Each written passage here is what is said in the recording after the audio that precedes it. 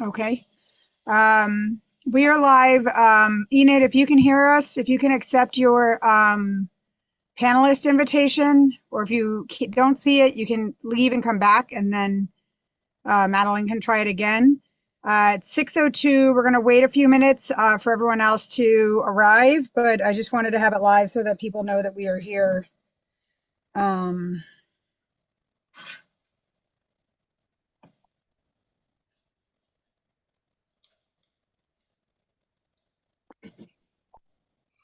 okay.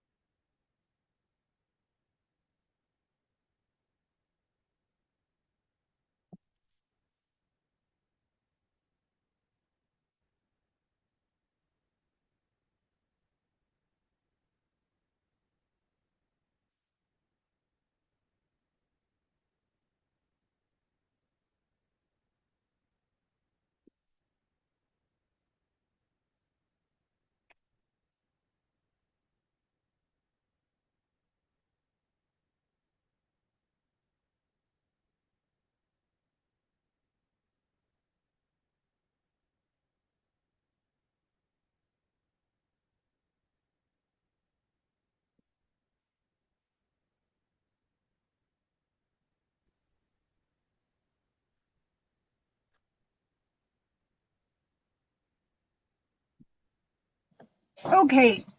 It is 6:05. More people have arrived. One, two, three, four, five. One, two, three, four, five, six people are online. Um, so we can get close to starting. We do have a guest with us. Laura, do you have the agenda that you could pull it up and share it on the screen? Sorry, I will admit publicly, since we are live and online, that um, I am dealing with April, which is apparently now Aprember, like Maycember, but no, it's Aprember. But also, I have a senior, and maybe I'm just going insane. I'm losing my mind right now. So I appreciate everything Laura is doing to help me stay sane. One, 1 second, I can find it. I will apologize in advance because I am having a massive allergy attack. So I will be My God, blowing my nose allergies, every 30 they're, seconds. they're so bad. Every time I breathe in, I like feel like I've like sucked down flowers. I don't I was understand. okay in the house, and then I left the house to pick my daughter up. And by the time I got to the high school and back, I was just Niagara. All right, agenda.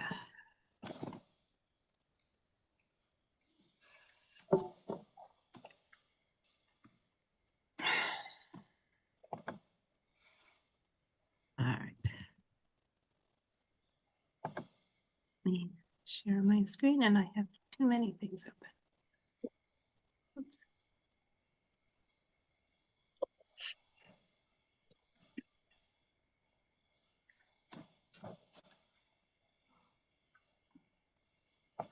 And I don't think we didn't get any comments from anyone about things to add. I don't think.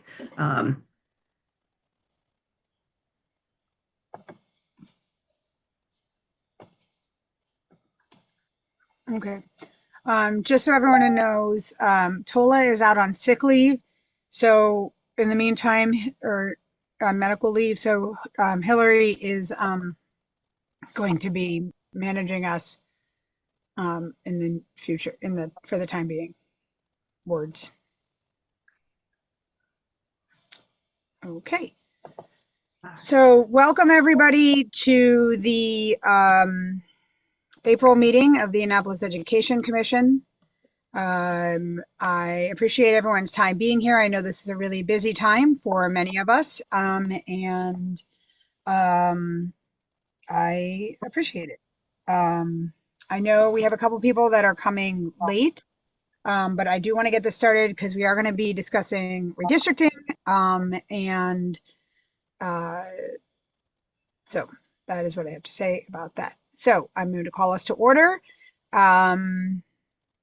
And we will do a roll call of everyone that is here. Oh, I have to remember.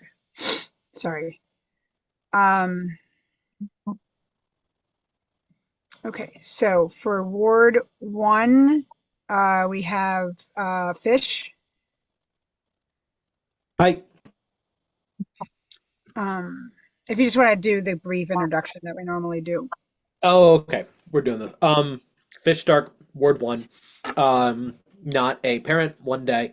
I come to the AEC from having worked previously as an educator, specifically in the field of mental health and social emotional learning. Spent a long time building programs. Now run an advocacy group that, in large part, focuses on defending public schools and preventing funneling public dollars into private school voucher programs.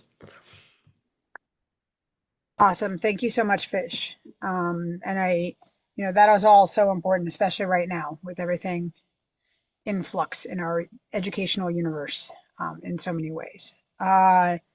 Ward 2 is, I swear to God, why don't I ever just have this list somewhere that it's useful for me to have? Sorry. Ward 2 is Jamie, isn't it? Right. It's Jamie, and she's not here. Ward 3. Hi, I'm Enid Collison Lee, long-standing member of the Education Commission. In fact, I was a member when it was just a committee. 2 students who went through the Annapolis feeder system and a teacher for 41 years. Now I'm retired. Awesome. Thank you, Enid. And okay, Ward 4 is Tara Wells. She is not here, but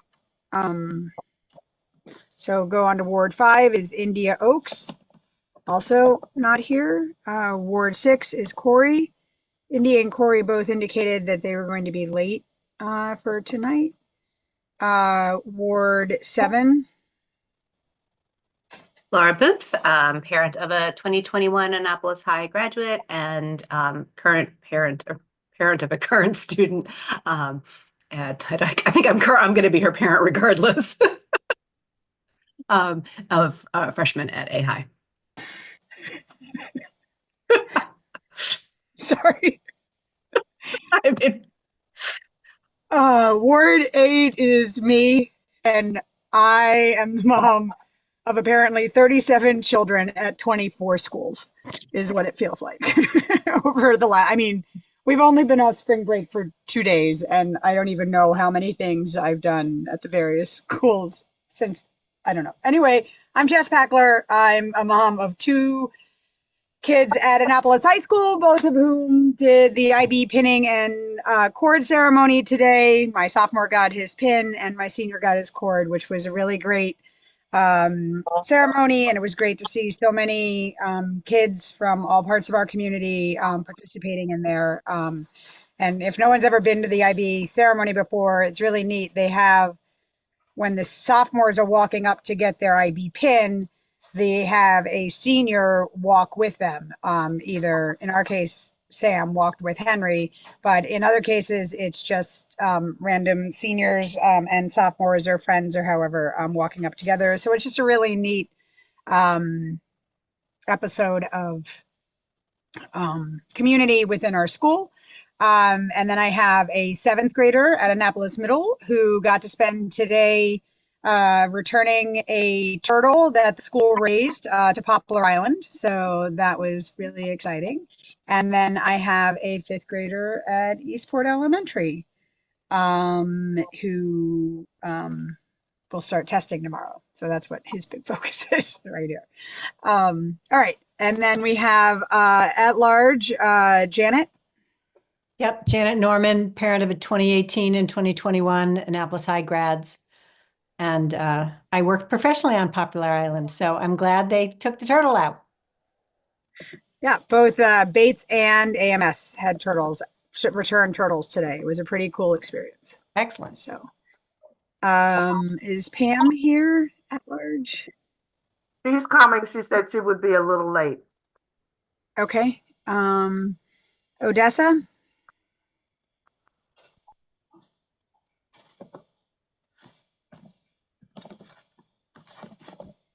Odessa, you're here, right? Oh, you're muted, Odessa. Oh, oh goodness. Good evening, everyone. Odessa Ellis, parent of 3 adult students who graduated from Annapolis High. And I also was a substitute teacher at Annapolis High for almost 20 years. So got a lot of time with them. Awesome. And Grace? Hello, everyone. 47-year educator, retired as a guidance counselor. Fantastic. I was just looking at the roll call list that I have, Enid, and it for some reason says it's your 2nd term, but then has you on there from October 2012 to June 2025, which I'm pretty sure is more than 2 terms. She had just 2 really long terms. Yes. But okay, so we're going to move on. Are there any revisions or changes to the agenda? I am going to actually make a revision.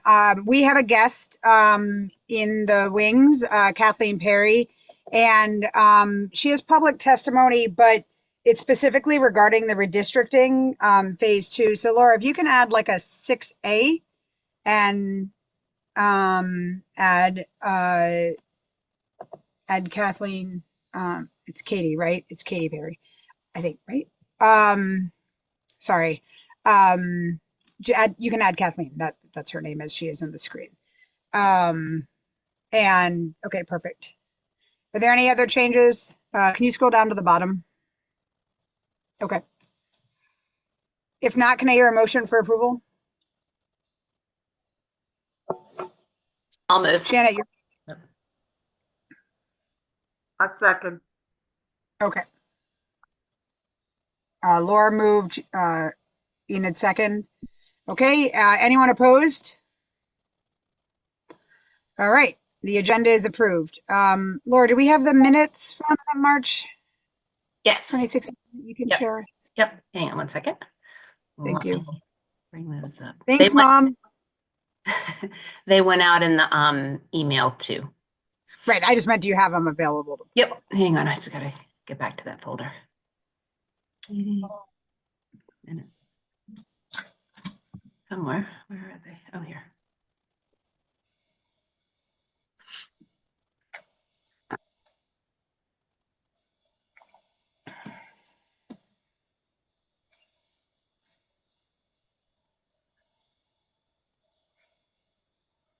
All right, I have way too many tabs open, which is sort of why my brain isn't working because it has too many tabs open too. It was good. Laura, who sent the minutes out? I sent them out with the agenda. Did you not get them? When did you do that? Yesterday? Yesterday. Yeah, it was attached to the same thing with the Okay, agenda. I need to go back. Okay. Oh, here it is. There we go. No, no, not that one. Sorry. Wrong window. Stop share. Where did it go? Sorry, it's open. I just can't find it.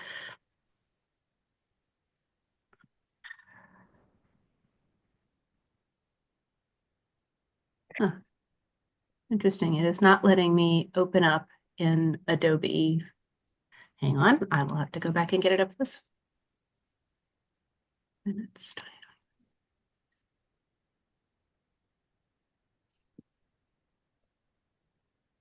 Here we go. That's odd. It would not let me share something that was in Adobe Acrobat. weird. All right, and I cannot read this because it is too tiny. There we go. Yes, that is the right one.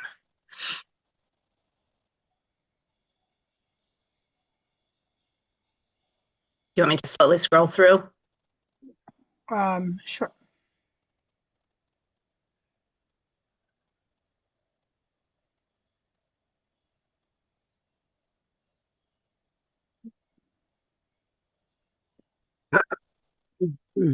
I have a question on the minutes. Sure. So they were probably correct at the time, and now they are not correct on the deadline for Delegate Beeler's scholarship, which has been extended to April 30th. So And that is,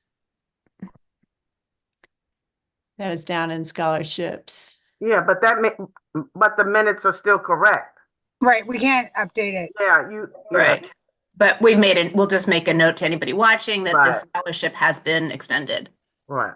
And the new, what is the new date, Janet? April 30th.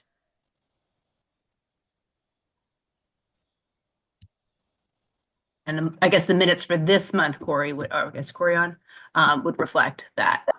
Yeah. All right. Tara, Madeline, Tara is in the waiting room. I've sent a prompt. She just needs to accept it. Okay. Oh, there we go. All right. Does anyone have any other questions, comments, or changes to the minutes? I just want to ask, Jay, so is it the Delegate Henson scholarship? Which one did she say? No, Delegate Beeler. Okay. Thank you. Henson and Jones are already passed. Okay, 15. Those, Okay. those were both April 1st. Okay.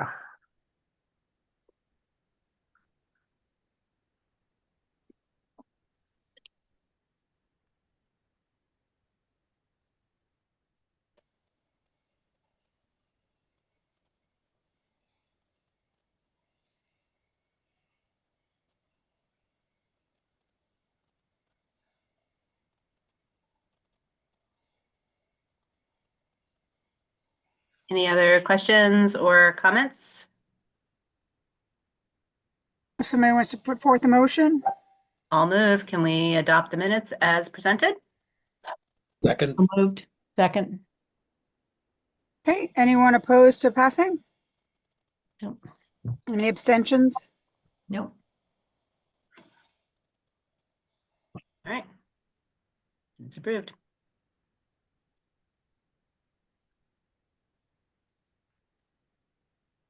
Okay, so on to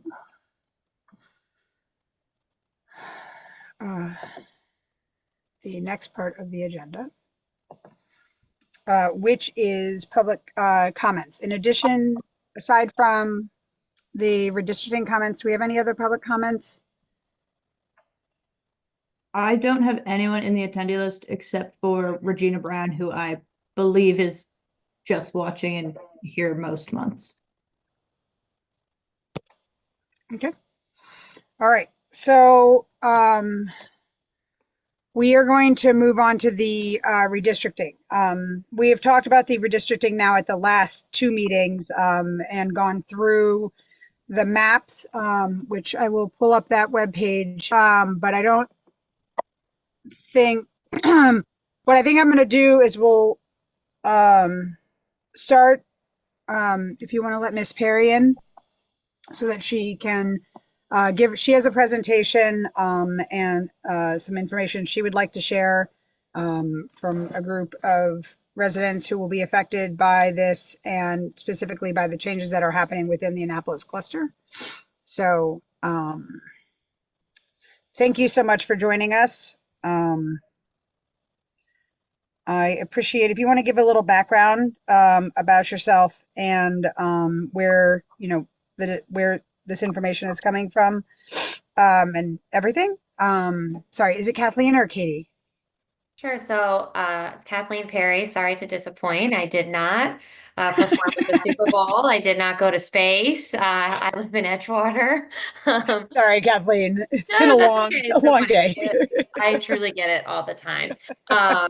So yes, my name is Kathleen Berry. I did prepare some remarks, so I'm happy to go through them if that makes sense, and then take any questions when I'm done. That sounds great. Okay, and so I apologize, I'm reading off my screen, so bear with me. My name is Kathleen Perry. I'm a parent to Jack and Quinn, and I live in the northern part of Edgewater. My work is in public education administration, so I've been tapped to speak on behalf of our community. We greatly appreciate your support in fostering an inclusive environment for discussion and collaboration. To put it plainly, thank you for caring. Like you, I feel like my calling is to contribute to the public good through education. I'm here tonight for my children, of course, but that is situated in my broader belief that every child deserves to be poured into and be equipped to participate meaningfully. I care about the progress, opportunity, and security of children across the county, not just the ones in my home or my neighbors. All three scenarios impact our 71 elementary schoolers that go from Edgewater to Mills Parole, our 47 middle schoolers that go from Central to Annapolis, and our high schoolers that ping pong back to South River. So they ping pong in between the Annapolis and South River clusters. Our group represents over 100 families, and our goal is to retain our current assignments at Edgewater Elementary and Central Middle. My community has developed a comprehensive report evaluating the redistricting scenarios. This was shared with you via the Gmail earlier today. This report presents a set of simple solutions that offer a significant positive impact, not only for Edgewater students, but for Parole and Annapolis too. We ask that AACPS meet this moment with mission, steadfast leadership by adopting solutions that honor both the system-wide objectives and the people-centered nature of public education. But before I begin, I'd like to do some level setting. In a few short months, we've learned so much about the long and ugly past of redistricting in the county. Those insights have informed our perspective, but more importantly, our actions and conversations with our peers and our children. It's important that just as you understand what's bringing us here, you understand what's not bringing us here. Let us be clear, our rationale does not include property values, peer demographics, self-selection, rankings and scores, school safety, and points of individual convenience. I also want to say that I am by no means trying to speak on behalf of a community that I am not a member of. That would be unacceptable. I am providing information that I believe is relevant to both my community and the Annapolis communities as it relates to redistricting. So you've heard a lot about the social and emotional impact of redistricting. This is very important, but so is balancing the system and getting it right. Our report details the flaws in the scenarios by the numbers. So for example, if our 71 elementary schoolers are relocated to Mills Parole, this Title I and community school will become overcrowded very quickly. By 2033, it's at least at 100% capacity, leading to bigger class sizes and less resources for everyone. AACPS maintains that Title I schools like Mills Parole should be at 80%. This is minimally 20% over that threshold. Also notable, this plan would overcrowd Mills Parole, which represents the second highest in concentration of poverty across all of Anne Arundel County, number 2 out of 126 schools. This scenarios attempt to right-size schools in District 7 in a way that requires Mills Parole to shoulder the burden. Dr. Tobin, who is our board rep as well as Annapolis, said we want to get this as right as we can with regard to space in the elementary schools because we don't want to upend the community any more than we need to. She went on to plead that the team leave openings for future growth in Annapolis feeders and make sure we're not cutting ourselves off at the knees. With the current proposal, there will be at least 700 students with only 706 seats at Mills Parole, so moving us is a non-starter. To solve this, we've identified one small and welcome change to the maps so that we can easily stay at Edgewater Elementary and Mills Parole utilization goes back down to 89%. We ask that the commission please voice their support of this solution in order to avoid overburdening a Title I school that's already operating near capacity. Another example, I'm almost done. There isn't enough room for us at Mills Pearl or Annapolis High, but there's way too much room for us in the Annapolis Middle School building.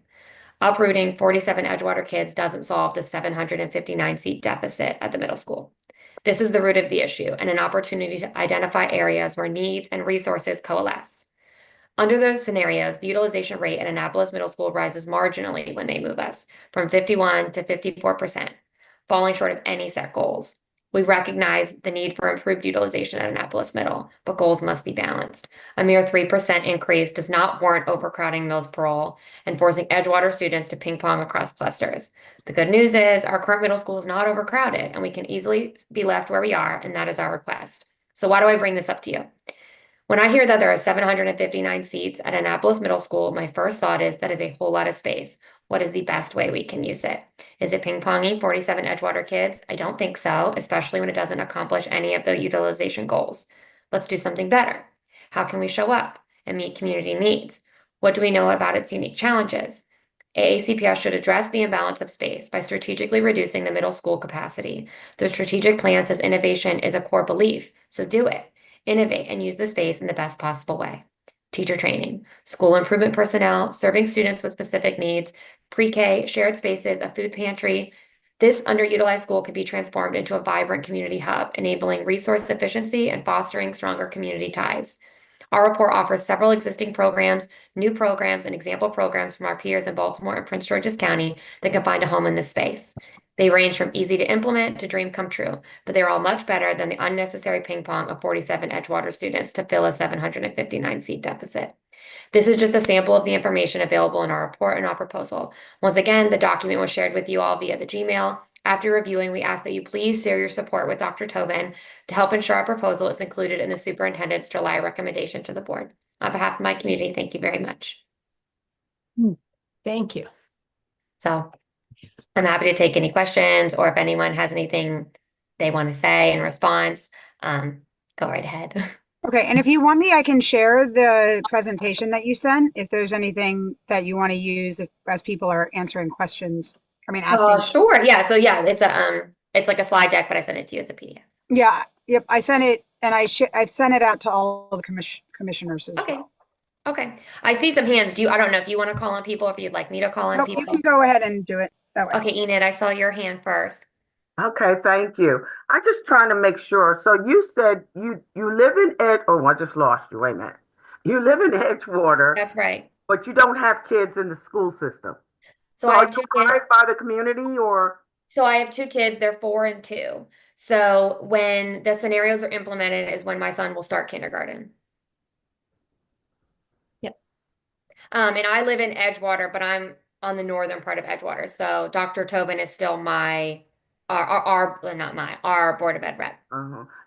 But you're talking from a personal or a community point of view?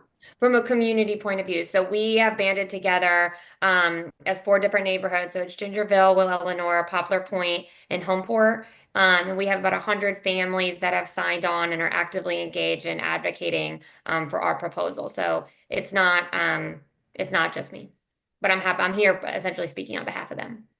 Thank you. You're welcome. Jan, I think she called you Janet, so I'm sorry if I'm Yeah. calling you the wrong name. No worries. Yes, so I'm not sure if you know some of our backgrounds. Jess Packler is the former AMS PTA president. Oh, All no, of I us didn't know have that. had, I've Still had, here. you still are? Okay. Yay, girl. Okay. So, many of us have had our kids go through Annapolis Middle and be on the PTAs, and also we served on prior redistricting efforts when Sure. they happened a while back. When it was like, I know the last time they did it, it was a parent Yes. parent board, and I heard it was total chaos, and they were like, we will not do that to the parents again, basically. No, I wouldn't say it was total chaos. I mean, we had to keep extracting data Yeah. from the school system that they did not provide us. So we would Yeah. ask more questions and Okay. demand more data.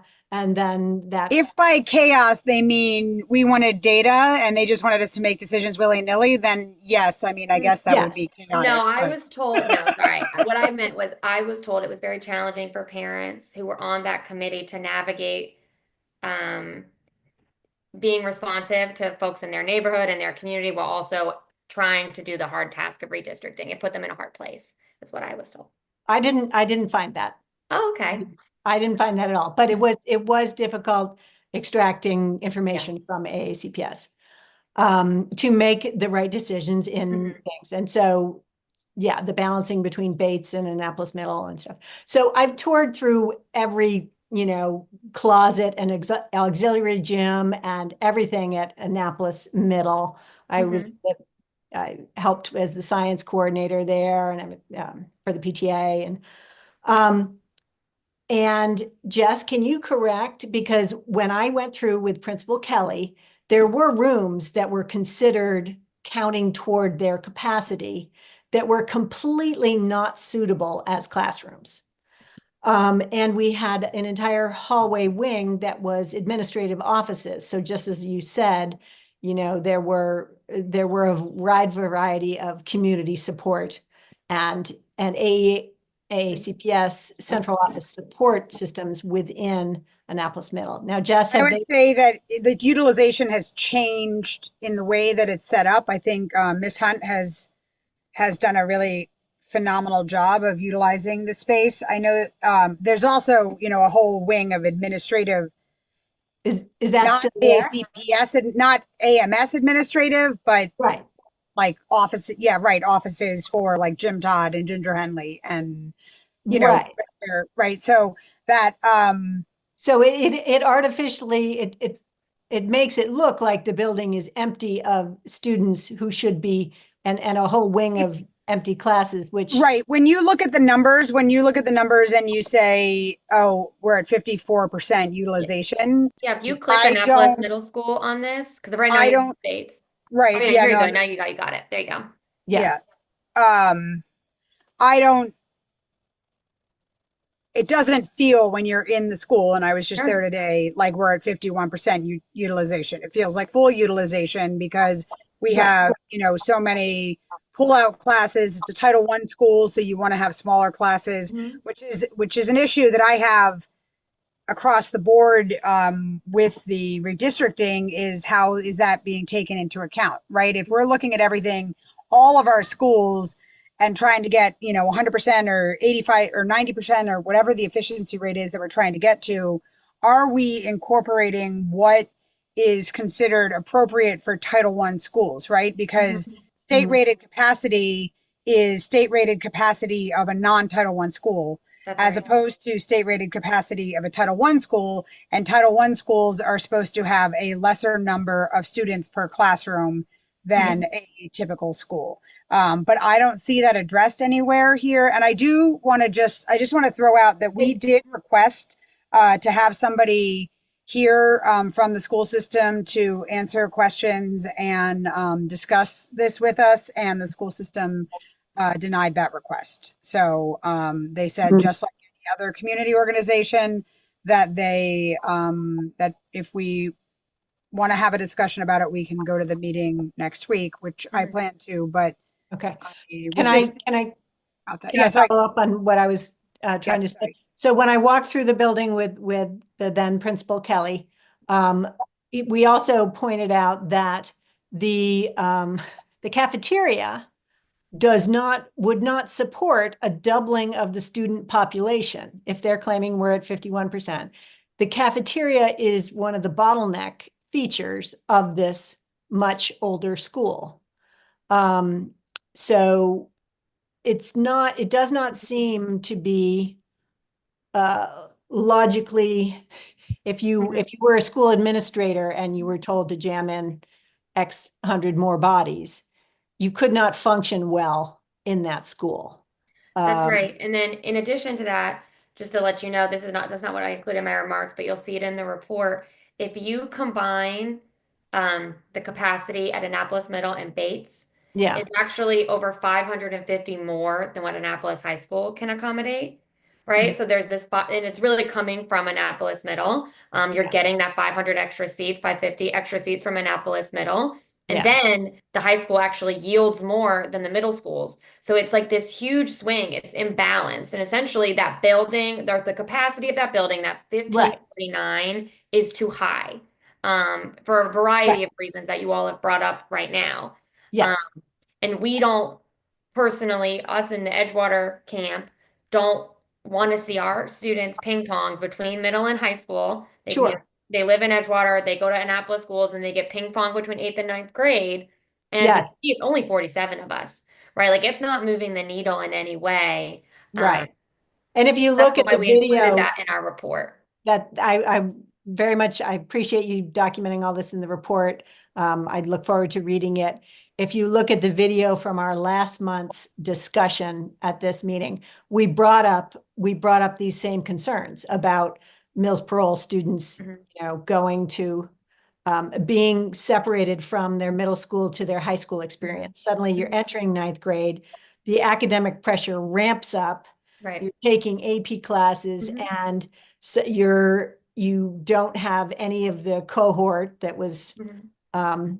there with you in elementary and other places. So there are a whole variety of reasons why, I Yeah. think they were trying to quote unquote be neutral by using a consultant, but a consultant does not know our buildings and our kids and our student population like Right. we who have lived it Mhm. for the last decade do. Absolutely. And then I'll tell you why. My biggest concern, number one, is instability for my kids. Yeah. And in my opinion, this is what if I can like think 5 years in advance, they move us to Mills Parole. Mills Parole becomes overcrowded, which we said was going to happen, Yeah. right? And then who is going to get bounced back? It is obviously going to be us, right? Because we're Yeah. the geographical outlier, we're Edgewater, we have a different zip code, we're the furthest away, all these different reasons. And that's why we feel like there is so much back and forth. There's this ping pong between 8th and 9th grade. We know we're going to end up coming back to Edgewater or wherever they send us because Mills Parole will be overcrowded. Yeah. And that's for I don't want to say regular or typical, but that's for a non-Title I school. For a non-Title I school, they will be at 100% Yeah. at least by 2033 with us. Mhm. So we just have a lot of concerns, and we don't feel like it is the most logical plan. Mhm. And that's why we've come up with simple solutions. It is not a huge overhaul. We are not asking them to throw the scenarios away and start again. We're asking for very simple 1 or 2-step solutions. Mhm. Mhm. Okay. I look forward to reading the report, and thank you for being here to present that. Thank you. And I hope you're able to attend on the 29th. Yes, I'll be there. Okay. Yes. And just for everybody's reminder that being able to speak at the meeting closes on the 26th by like 6 p.m. You cannot sign up to speak if you have not done it by that date. So please, everybody, if you even have a possibility that you're gonna be at the meeting, please Yes, sign up. And I'm glad you're saying that because I brought it up to Dr. Tobin, which she was, of course, already fully aware. But at the last 2 meetings, Yeah. there hasn't been anyone from Parole or Annapolis that has been selected. Now, I don't know if anyone had entered the lottery, but they hadn't been selected. Right.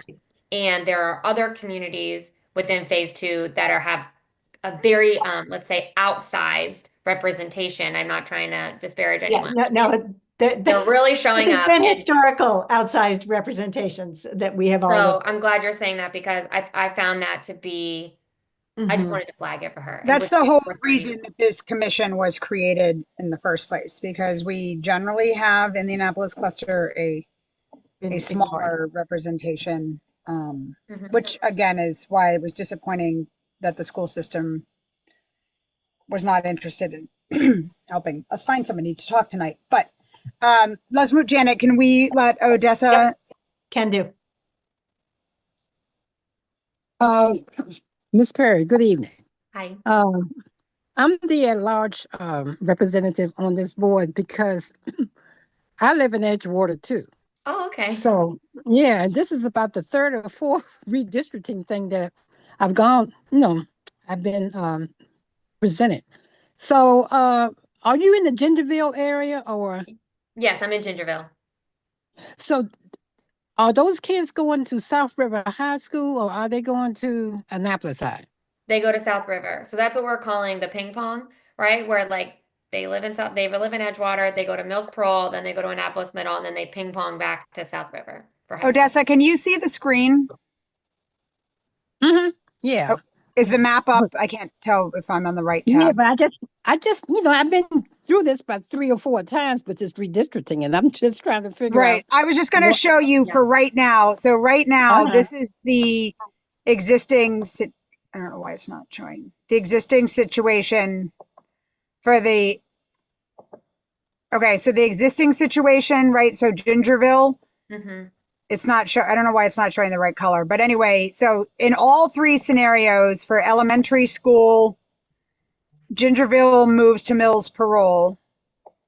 Yeah, all three scenarios And are exactly the Yeah, same. but all three scenarios for middle school, that Gingerville moves to Annapolis Middle, and then all three scenarios for high school, Gingerville plus some portion of Mills Parole, and in scenario 3, almost all of Mills Parole moves to South River. okay, but if those schools are already overcrowded, aren't they? Mills Parole is overcrowded now, isn't it? Okay. Mills Parole currently is Is that what capacity? Mills Parole currently is at 79%. Okay, so they want to move some of those kids down to Edgewater?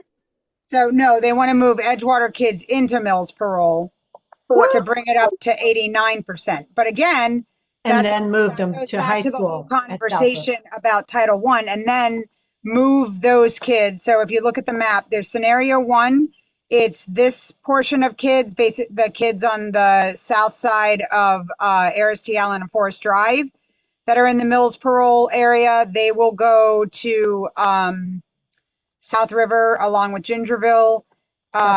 In what's that? Yeah, the high school. Yep. The high school, South River High School. In same with scenario 2, and in scenario 3, it is all of Mills Parole And then- goes to South River. And then I also just wanted to flag, you're looking at this at the very bottom, the last number, anticipated utilization. That's Right. including us, including Gingerville and our whole area. So that's using 24-25 numbers. They also gave us 2033 status quo numbers, meaning if no scenario was implemented, how crowded would the school be in 2033? And in 2033, without us, they're at 89%. So with us, they get to 100. That's what I'm saying. So with us, they are at 100% by 2033 at least. We know that. And that is state rated capacity, not Title I rated capacity. That's correct. Yes. Mhm. Well, I just wanted to say to Ms. Perry that I live in the area right behind.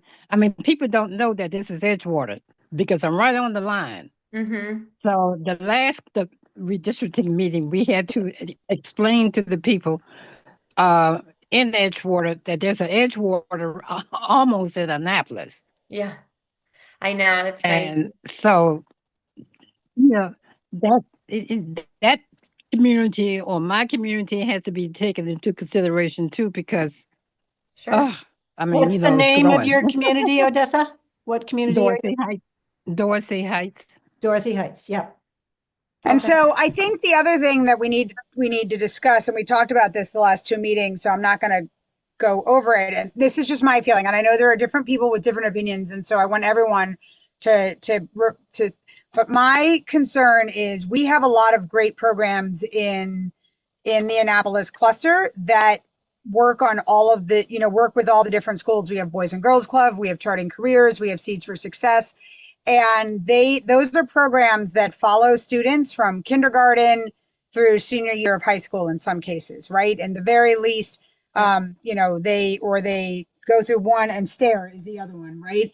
And I have a big concern in all three of these scenarios with what happens to those kids who are at Mills Parole and then at Annapolis Middle School and are in those programs. And then they get to South River High School, which is down here. How do those programs follow them? Or do they just lose access to those programs? Will Boys and Girls Clubs and, the various programs that provide transportation, will they be able to continue to provide those types of programs? How are things like transportation being handled for kids who play sports that live in the Mills Pearl, Annapolis Middle School region that will be going to South River, how is transportation? There aren't activity buses at the high school level. So how is transportation going to be handled? Because there isn't any form of public transportation right now that's readily accessible or at all between South River and this area. So, those are concerns that I have with this scenario is, and how do we manage those things? Right, and I said it in my remarks, but Mills Pearl, and so you're talking about that same group of students and the families in that community are number 2 out of 126 schools in highest in concentration of poverty. So we're talking about that specific group that is going to have to deal with this ping pong, just like we're going to have to deal with this ping pong, but it has different effects for them that you've just kind of gone through and outlined in considerations. Because they also don't have private transportation to Exactly. Some percentage of the parent population does not have access to private transportation. Exactly. Yeah, I just want Miss Perry to know that the Dorset Heights community is part of Edgewater. I did So, not know that. I wrote it Yeah, I down. know.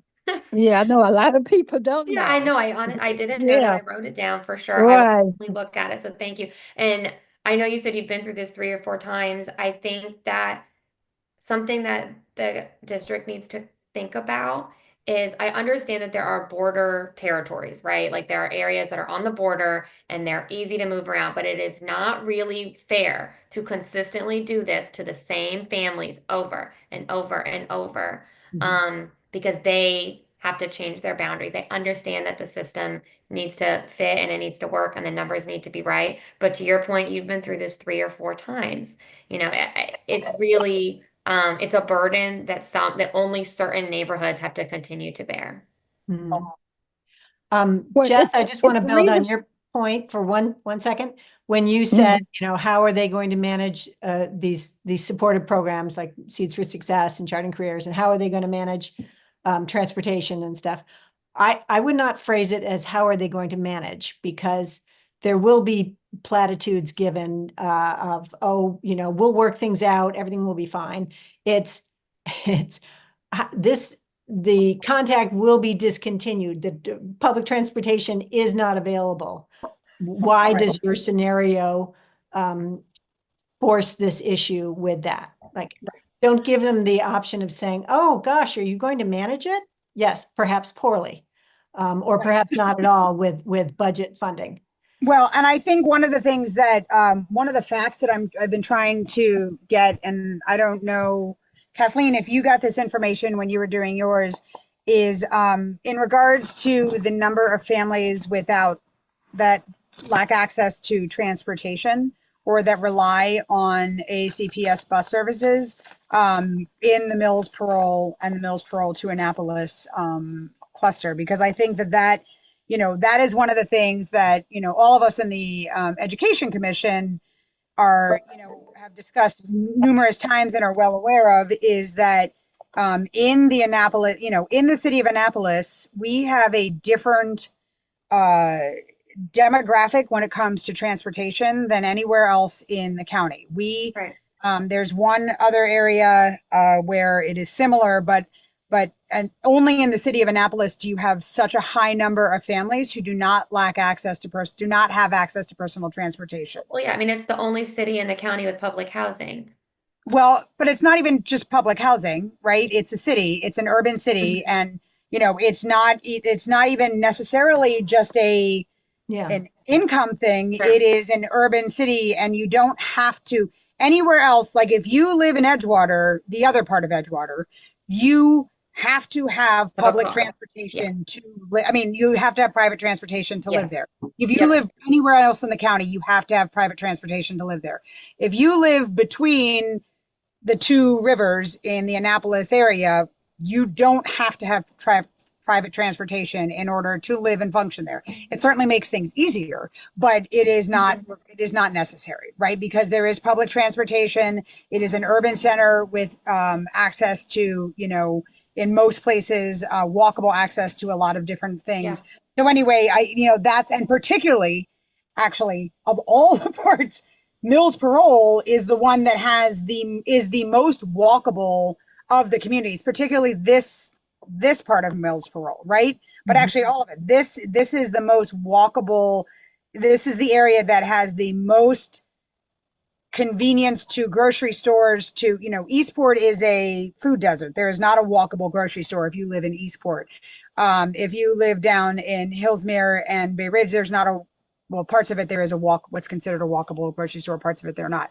But in this part of Mills Parole, it is the most walkable. So you really don't have to have a car to live and work and shop and live in that area. So Yeah. Just want to jump. I know Yeah. we have Kathleen here for a limited time, and so I No, want that's okay. You to can. get questions about the. Kathleen, I've been reading through the deck, which is very beautifully presented. Thank I mean, the thing to me that is most concerning about this is the overutilization of Mills Parole. Sounds Right. like that is just creates a problem for everyone involved. That's right. And I'm seeing how you got to the math of it getting to 100% capacity, which is of course way over the Title I overutilization threshold. What's the school district's response been? Like do they articulate any concern about that? Do they have something they think is going to mitigate that? Like I don't know why they would propose, at least because we've been back and forth on this, like there is a counter argument for at least for moving people, from to South River, which is that Annapolis is overcrowded. For this, like I don't understand why they would voluntarily overcrowd a school.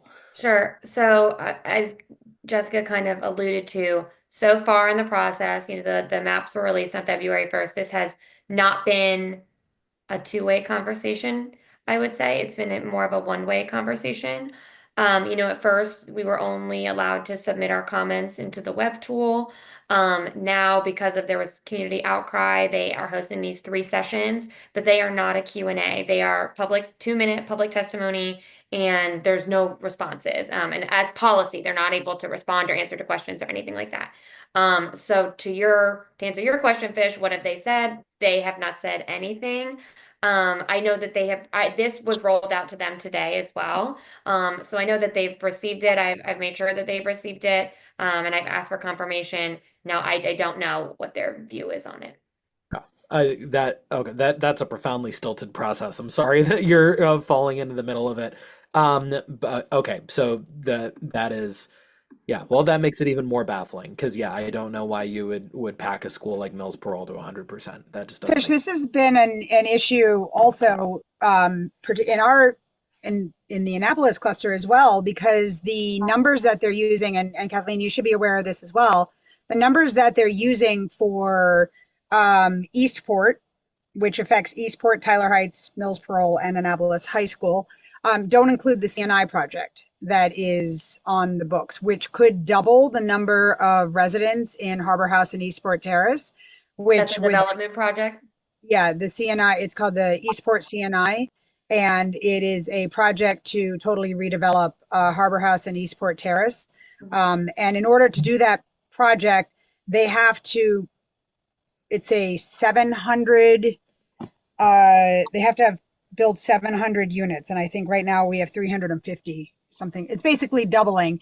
And the primary scenario currently has everyone coming into Eastport, although there is a preferred scenario that is still, I don't really know how to put it, but basically if they can find another spot within the city of Annapolis, then they could put, 200 of the units there and the other rest of the units in Eastport. Regardless, it is an increase of 300 to 350 units, public housing units in the city of Annapolis, which no matter where they end up is going to affect capacity.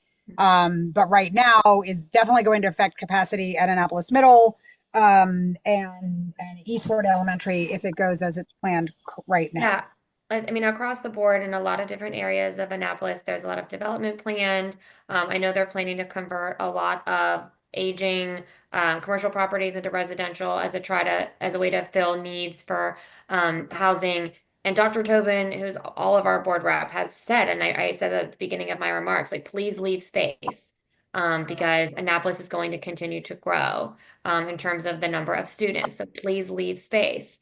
And this is the opposite of leaving space. This is maxing them out and going 20% over, depending on what numbers you're using. Right. And instead of looking, and then concurrently with this, there's the new MGT study, which is not an MGT study because it's a different company, but the new MGT study, which is taking place concurrently and is going to look at the buildings and capacities and what sort of development is going on. And it seems somewhat to be putting the cart before the horse, to be going through this redistricting process without seeing what that's going to do, right? Because Sure. Yep. again, why are we moving kids from Mills Parole to South River if the end goal is going to be to add a freshman wing at Annapolis High School, or to somehow create more capacity at Annapolis High School, which has been redeveloped but has not had real capacity added. It's had minimal capacity added in the last 20 to 30 years, right? So, Sure. what is I think there's a, and then So again, what they have offered at these community sessions, and has been confirmed by the board members, is that essentially whoever their funding partners are, whether it's the state or the county or whoever it is, has essentially said, we will not be providing any additional funds for renovations, new buildings, anything like that until you use the seats you already have, basically. That's So a I long think term. that's what this is. And they've said that. That's not like me reading between the lines. That's what they have said. They said that for a long. Yeah, have they thought about building a new Annapolis High School? Not without stuffing more kids into South River and Southern High School. They're that's not what she gonna was do just saying, Odessa, that they Yeah. are saying that they won't build at Annapolis High School until they fill capacity at other schools. right. Oh. But Edgewater is growing too, isn't it? That's why they're Edgewater.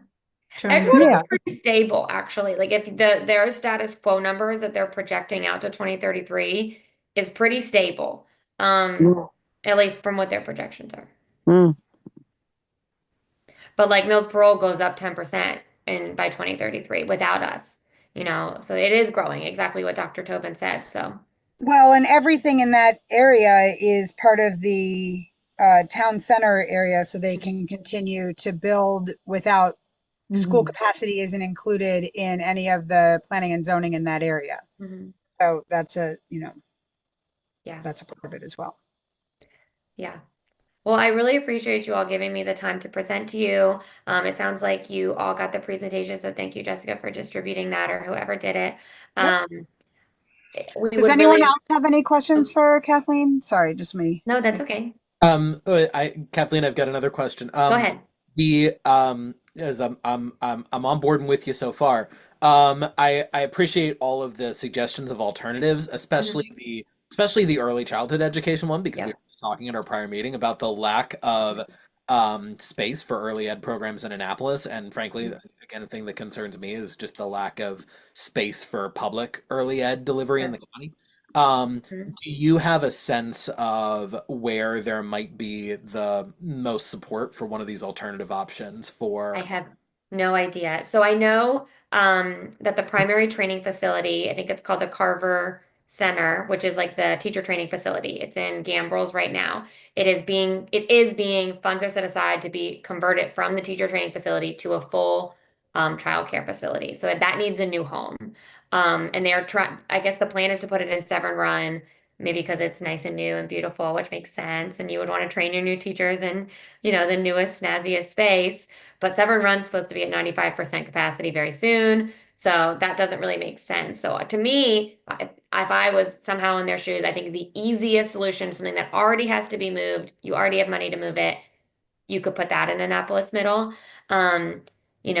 I think this is like a magic wand thing, right? Making this kind of like very bulky, comprehensive childhood or early child care center at Annapolis Middle. I work in higher ed, so I'm always thinking about that loop, right? I'm always thinking about, wouldn't that be amazing to give these middle school students the opportunity to work with these early child care students and kind of create this pipeline to grow your own future educators.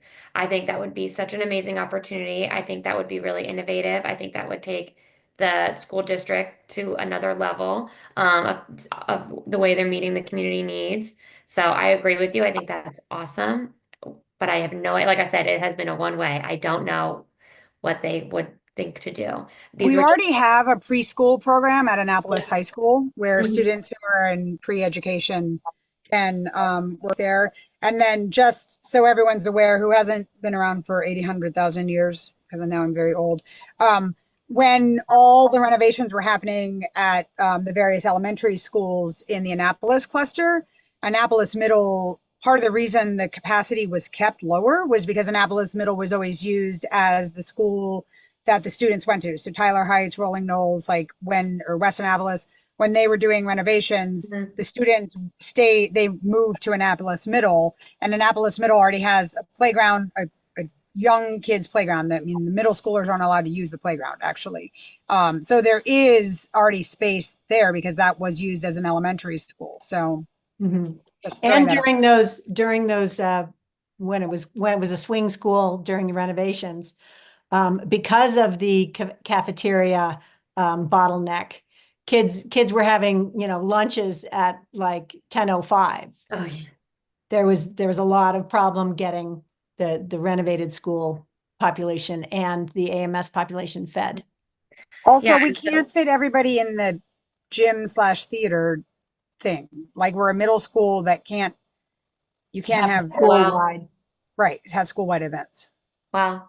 And yeah, so what we did was we wanted to look at some of our peers. So you'll see in the report, we gave some other dual use strategies that Baltimore County uses and Prince George's County uses to kind of create community hubs. Just as really, mostly this was food for thought. Because to me, like I said, there's 750, supposedly, according to the numbers, there's 759 available seats at this school. I don't know why you're moving 47 kids. It doesn't really accomplish what you're setting out to accomplish. Like, why don't you do something helpful, you know? Yeah, no, that makes sense. Thanks for going a little deeper with me, Kathleen. This all tracks. Oh, you're welcome. Any other questions? Thank you. Well, thank you. And like I said, we really appreciate if you could, reach out to Dr. Tobin, who's all of our board reps, and just let her know that you support our proposal. Obviously, once you review it, we have some simple solutions in there that we're asking them to be on Dr. Bedell's recommendation. Our goal is to be off the recommendation in July. We do not want to see ourselves going to November for the board vote. We want our solutions to be adopted in his recommendation. So that's what we're asking. Okay. Kathleen, do you and your group have an email for getting in touch with you? You could just use my personal email, which Jessica has, but I'm happy to, Okay, so you could just use that. Thank you. You're welcome. Anything else? Thank All you right. so much for being here. Thank you. Thank you for the time and energy that you've put into this. Oh, you're welcome. You're and- welcome. Yeah, and best of luck to you all. So I'll see some of you all on the 29th. Let me know if you have any other questions, or if there's things you want me to take a look at that maybe I haven't already considered. This is really a group effort. I'm here speaking on behalf of everyone, but it is definitely not just me. And I think having different perspectives is really important. So if there's anything you want me to look at or any questions, please let me know. I would just ask, have you submitted any Maryland Public Information Act requests to the school system? They have 30 days to respond to those. So if you wanted. I think some people in our group did, but I don't really know. I think people were asking about like the contract for the consultant, things like that. I didn't ask for those things. Okay. But But I don't if know there there's- is yeah. specific information like when schools were renovated, what time were the elementary school children eating lunch at Annapolis Middle when you stuff them in there together, and like any other details that make what seems feasible more unfeasible. Right. Yes. If there's anything you think that you want me to try to find out, just let me know. I'm happy to do that. Okay. Okay. Well, thank you all. I hope you have a nice night and a good rest of the meeting. All right. Thank you. Bye. Bye. Good night. Okay, commissioners, is there more conversation that we want to have on? I have a question of whether anyone from Mills Parole School has been able to assess, talk to their parent population and gotten any feedback of what their thoughts are here. I would love to hear our teachers or other people that are in touch with the families and hear what they are saying about this proposal. I would like to be informed by that. I know that Tony Strong Pratt has been very vocal about making sure that people are paying attention. Mhm. But yeah, has anyone else spoken with anyone? I've just bumped into, I asked the Jared Littman about, like, was he aware of the redistricting? I brought it up to Alderman Gay. And I'd love to have Alderman candidates weigh in on this and find out what they have heard from constituents. We do know, I think several of us know Keanu Smith Brown, who's a fourth grade teacher at Mills Parole. That's who I'm referring to. Yes, of course. And I think it's, I haven't talked to him about this specifically, but I feel like any of one of us who know him could and report back what he thinks. It probably, I don't, it might be a good idea for some of us to go to the PTO and listen to, Does ask Mills Parole have a PTO? if they have a PTO. Some of our schools don't. Right. Well, that's another question we can ask Keanu. Mills Parole is Ward 3. I believe it's in Ward 3. Yes. That looks like Ward 3 to me. Enid, do you have any connections at the school, or would you be willing to reach out? It is Ward 3. I can talk to Keanu and see what he has to say. I will do that. Yeah, I mean, that is, it is the most affected. It is the only school. I mean, obviously, Annapolis Middle is, right? But I mean,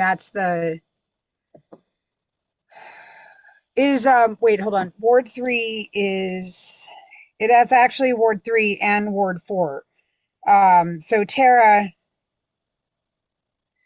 if you don't mind sharing, is your neighborhood going to be affected by this as well? I'm not sure. What's that? Because it's Ward 3 and Ward 4 that are affected. Hold on, I'm pulling up the thing again. Sorry, I was in another meeting. I am not sure how our ward is affected by the redistricting, but our students, like our kids where I live at, would go to Mills Parole.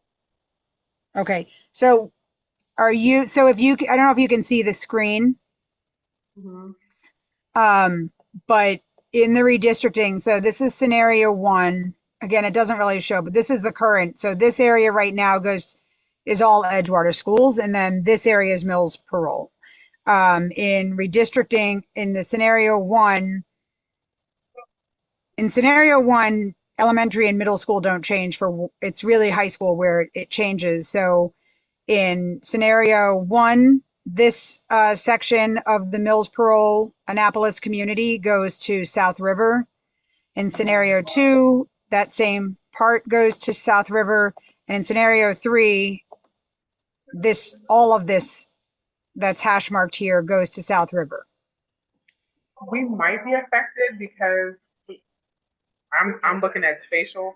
That looks like the pink area is where I would be, because I'm closer to Bywater, which is closer to the water. So I know it's definitely there. Yep. Yeah. So everybody in all 3 scenarios, anyone south of Aristide, so Bywater, everything behind the Safeway, Kingsport, that whole community, in all 3 scenarios, goes to South River High school. Yeah. So do you know this conversation has been had? I feel like I'm trying to figure out the line. Yeah, so it includes Newtown as well. Right, yeah. So it includes Newtown, so in all 3 scenarios, that section of Ward 4 goes to South River. down to, oh, randomly except for not these apartments. So Newtown goes, but not Juliana Circle is what it looks like. Oh no, and Juliana Circle goes in, it's so confusing. In scenario 1 and 2, Juliana Circle goes, and in scenario 3, Juliana Circle does not go, but Newtown does.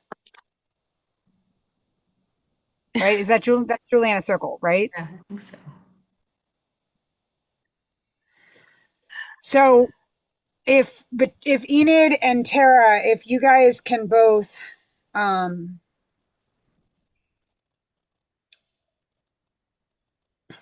mean, I have my own personal feelings about it, right? But these aren't, I mean, and as the chair, everyone, I guess, is my constituent, but I've already stated my concerns as a whole for the issue, just as an overall thing, but I don't want to represent, you know, I'd like to hear from you all, because it's your constituents who are being most directly affected here. Heard where we were discussing about going to like a PTA or PTO meeting. I guess, you know, I haven't done this, but I can introduce myself to the faculty and see if I can get in touch with them and, you know, do my research and hopefully attend one of their meetings that are coming up soon if they have one. I don't mind doing that. Okay. We're just running out of time a bit. Yeah, that's the. I know, right? That's what I'm saying. I'm like, Yeah, I mean, it's.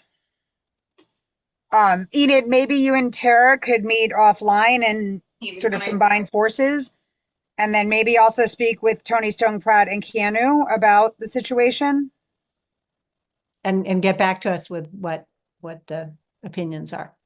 And I am not opposed to, you know, if we need our next meeting, hold on a second, Enid, no, our next meeting isn't scheduled till May 28th. I am not, but the comments are due May 15th. I am not opposed to having a meeting, you know, a pop-up education commission meeting if we feel that that's necessary to have. Mm-hmm. Enid, go ahead. Sorry. I just wanted Tara, can you somebody give Tara my email or something so we can, because I don't have her information. You both were just on that email that I just sent out, so you can the one that I just sent with the with Kathleen's presentation. You both should have been on that email.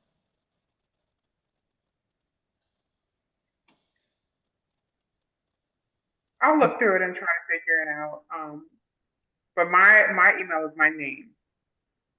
Yeah, she's PC. Yeah, and Enid is PC3. Enid is PC3. Okay.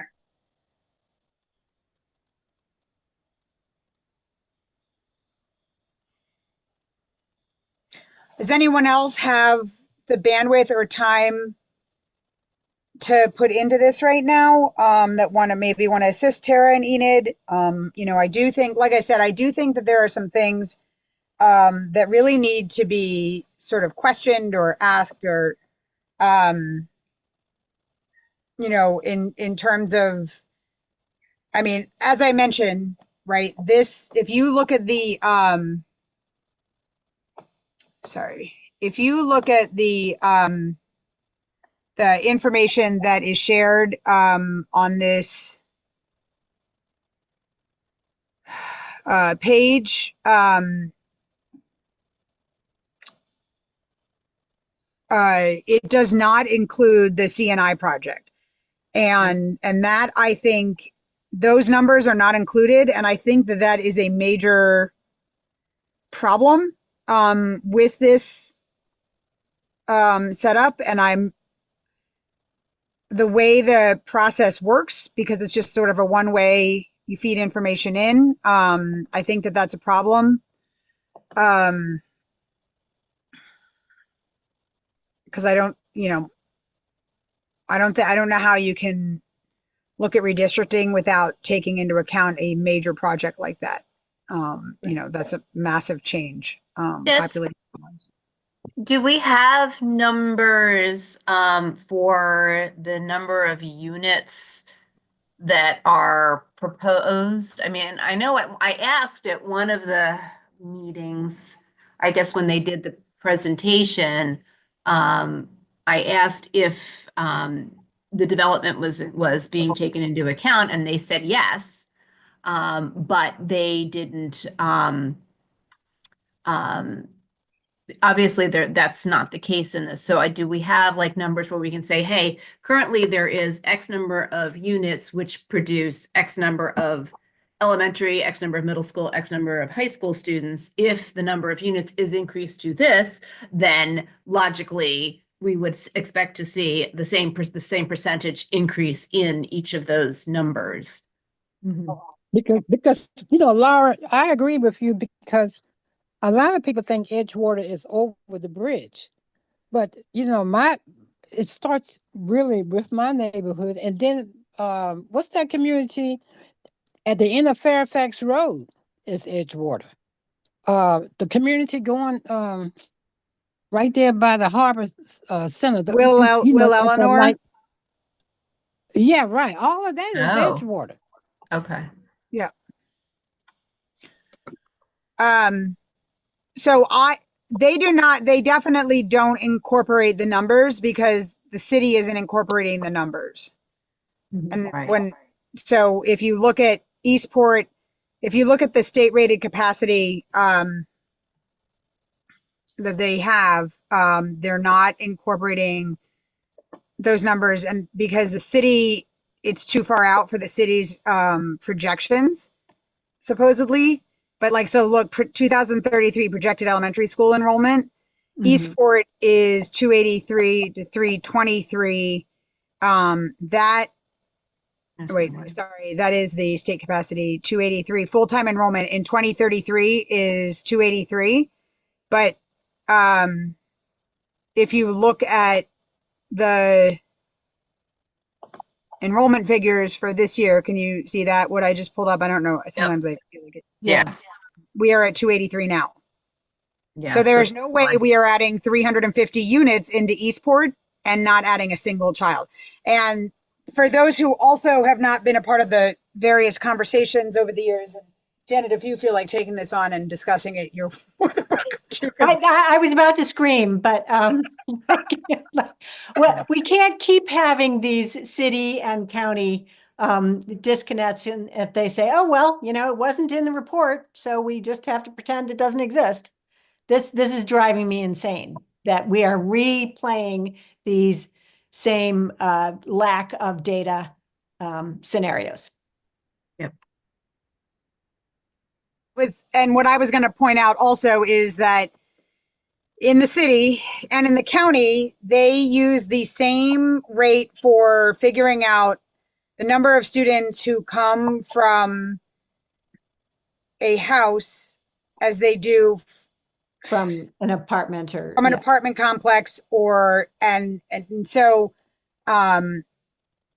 which is an inaccurate way, because obviously we all know that there are certain types of complexes, apartment complexes, etc., that are going to produce more children than others, right? So Severn House produces 0 children.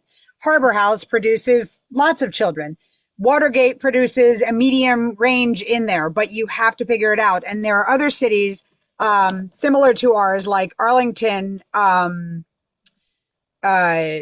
Virginia, where when they're looking at the number of students, number of children that I can't think, I have 0 words today. Janet, if you want to, can you explain what I'm trying to say?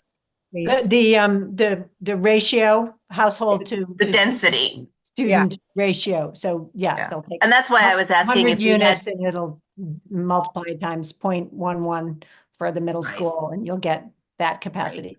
But that's why I was asking if we know what the percentage, if we know what the attendance Ratio. Is currently, and we say, okay, if you're going to double the number of units, then you're going to double these numbers from what they are currently, Right. regardless of what percentage they're using to calculate, we can say Right. with some accuracy that, hey, if you're going to double the number of units, you're going to double the number of elementary school students, you're going to double the number of middle school students and double the number of high school students. Right. We could develop an actual yield ratio Right. from the housing Exactly. and use that as opposed to the countywide ratio. Or Right. we were at one point using an Annapolis area ratio, but then, like you said, Jess, it mixed in, different housing types completely. Right.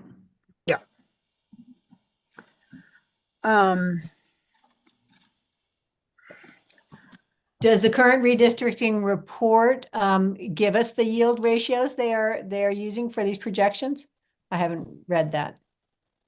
I think for the city, I think they're using the city's ratios. So, Okay. For the city properties, but we should ask that, I Okay, guess. it was what are like the one house, 5 houses generate one child in past years. It was Right. 1/5 percentage for elementary and things like that.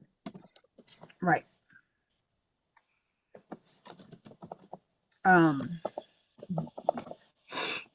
So if we can ask that, okay.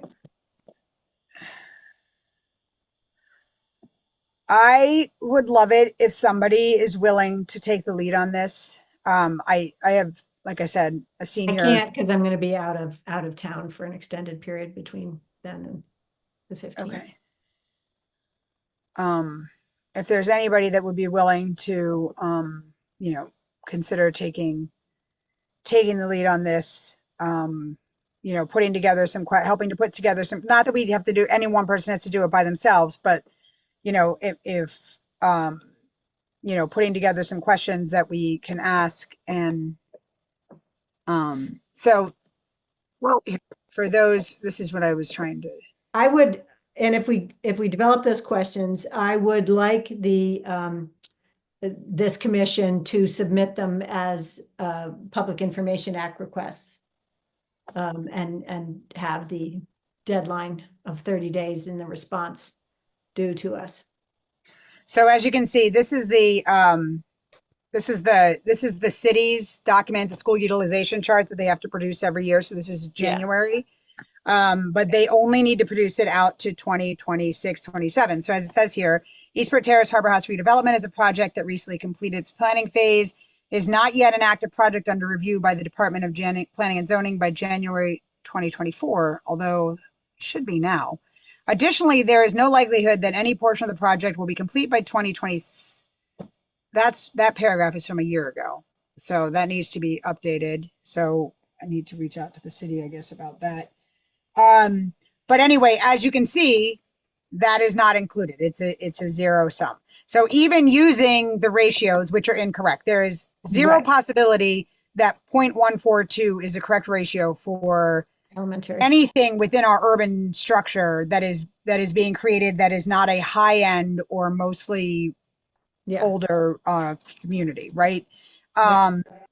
Any affordable housing is going to produce more than 0.142 elementary students from it per unit, which is what that number means. So these numbers over here say that every unit that is created produces 0.142 elementary students, 0.054 middle students, and 0.063 high school students per unit. So for example, sorry, my mouse is a little crazy.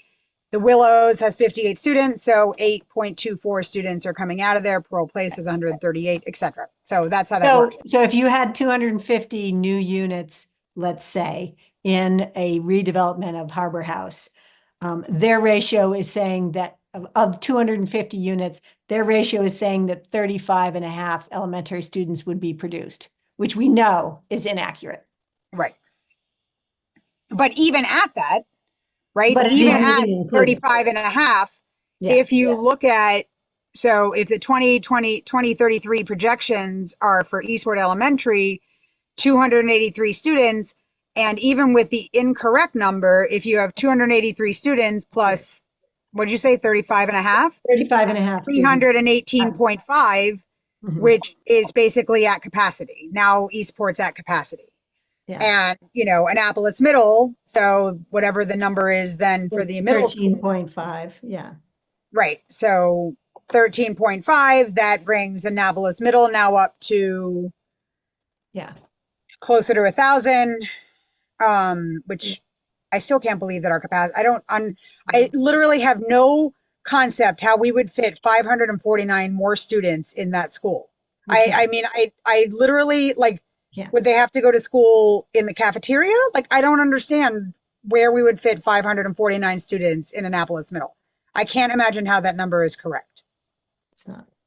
I mean, I was just at the school today. I mean, unless every classroom has 50 kids in it. How are they predicting that? Like, on what is that based?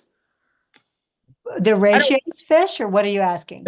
What is the number? What is the capacity number based on? Like, how are they predicting it? Because I believe Jess when she says that's absurd. Fairly complicated. There could it be wrong elsewhere? It's fairly complicated in state regulation.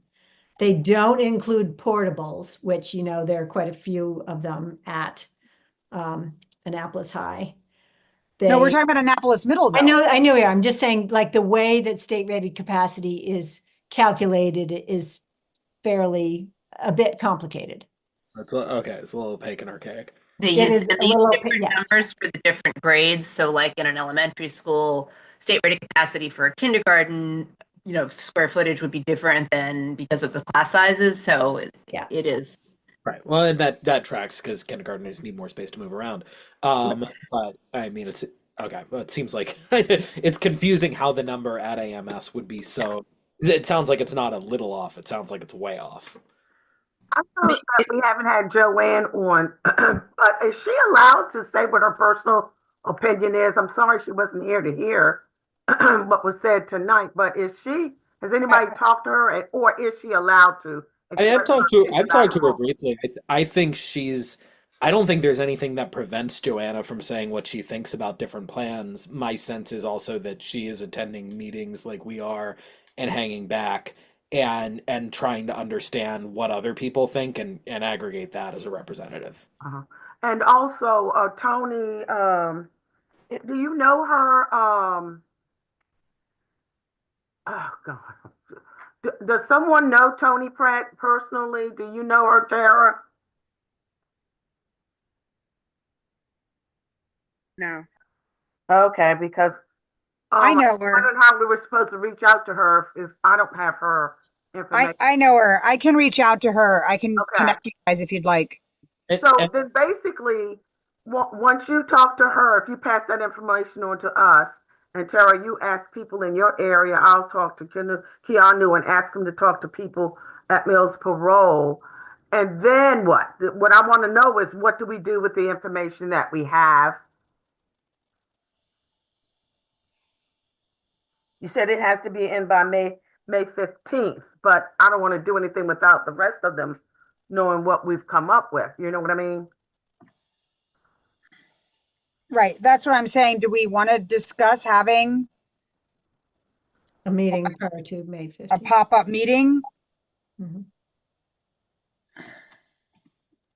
Prior to May 15th. So, I mean, if we do it on a Wednesday, we could do May 14th, we could do May 7th. Do we want to meet in 2 weeks on May 7th and just about redistricting? That'll be a week past the meeting on the 29th. That'll give us 2 weeks to get some information.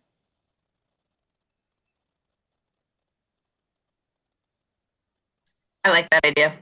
Carrie, Carrie Bird, Madeline, Carrie's in the waiting room, I think. Can we ask her if there's any reason we wouldn't be able to do a pop-up meeting like that? Like just to discuss a specific subject?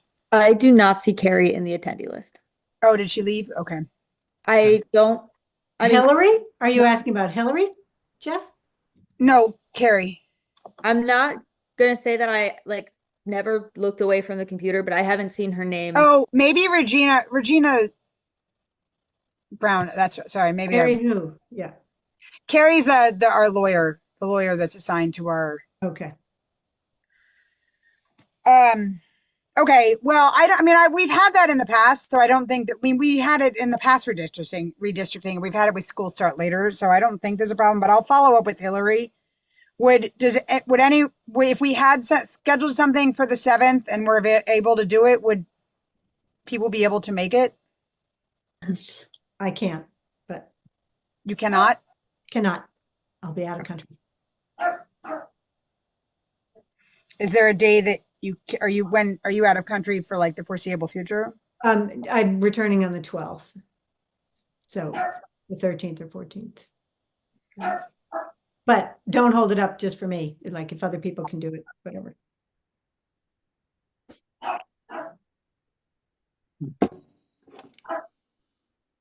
The 7th. So what are we trying to do on the 7th?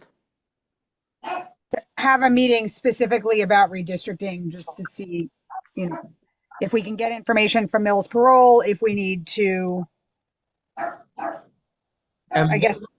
And that makes sense because that's also after the meeting that the NAACP is hosting on the 5th. When's the deadline for us to submit feedback? The 15th. The 15th. I see. I mean, it looks like I could do the 7th. I could not do the 14th.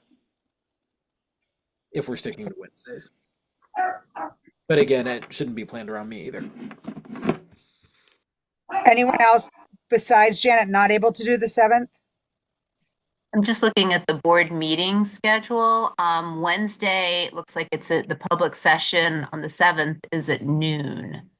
So we might be able, I think it would be helpful to get Joanna, if she has time, to at least, we could send some questions to her in advance and have her provide some feedback. Would you say that's a noon meeting on the 7th? Yes, the May 7th is a noon meeting. Okay. All right. Well, then let's plan right now to have a meeting on the 7th. And we can, in that time, if Enid, Tara, I will send you Tony's email. And if you guys want to,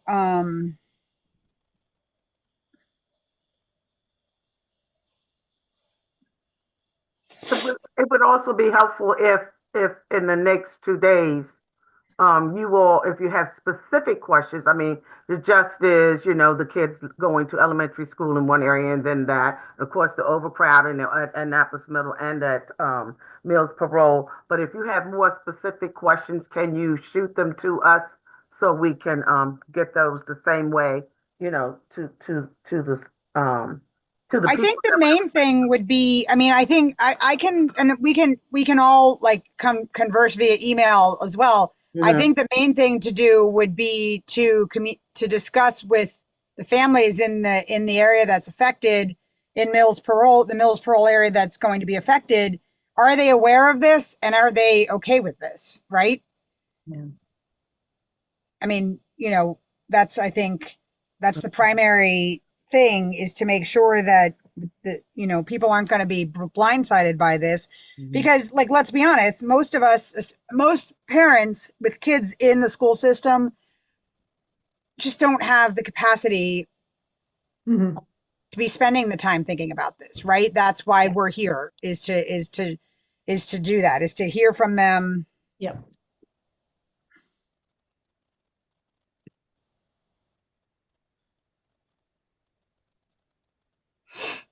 So I think that would be the main thing. And in the meantime, I've been putting together notes on, various things that I want to get information on. If anyone else has specific things that they're, interested in knowing and seeing if we can get some of the data, I think that would be helpful.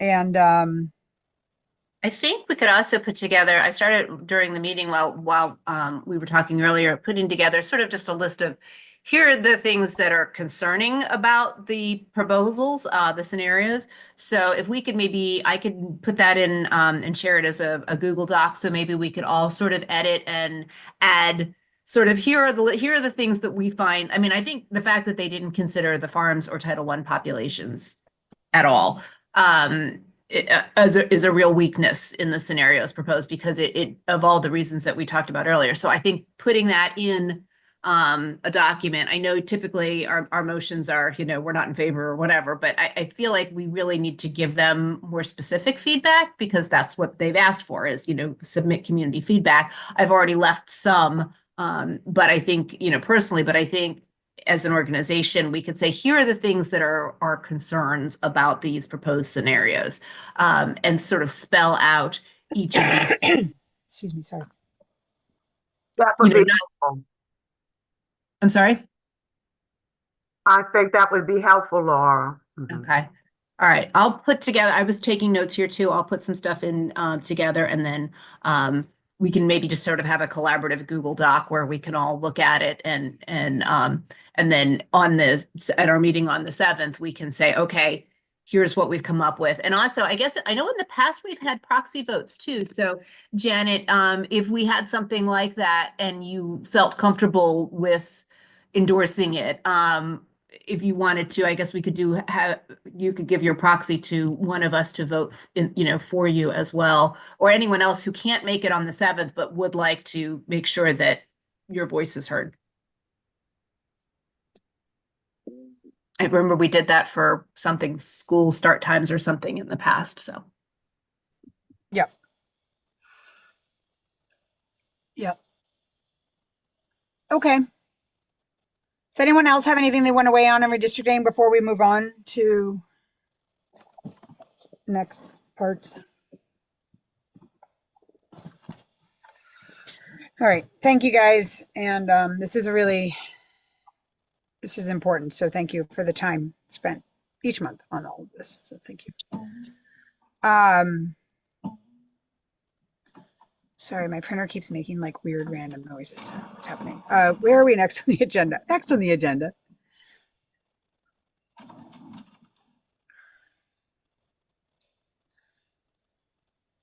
is, why is Jessica not brain working today? None of us are. I will say, I don't know if it's the upcoming things. Oh, here it is. Yeah, I've got, do you want me to share it? Yeah, that'd be great. Yeah, I think it's announcements, right? Next. Yes, announcements. Yes. So Janet. So we had budget, but I don't know if there's anything else on the budget. Oh, county budget update. Do we have anything I don't new have to add? that. No. Okay. All right. Moving on. I mean, we should be advocating at the county budget level before the May 1st presentation of the county budget for the additional social worker and other positions needed at Annapolis High. Instead of spending police money, they should be allocating those positions that the Board of Ed asked for to Annapolis to support them and things like that. So somebody needs to advocate at county council. Or write letters to the county Is council. someone available to advocate at county council? And that is, when's the meeting? Don't know. I'm looking it up right now. Let's see.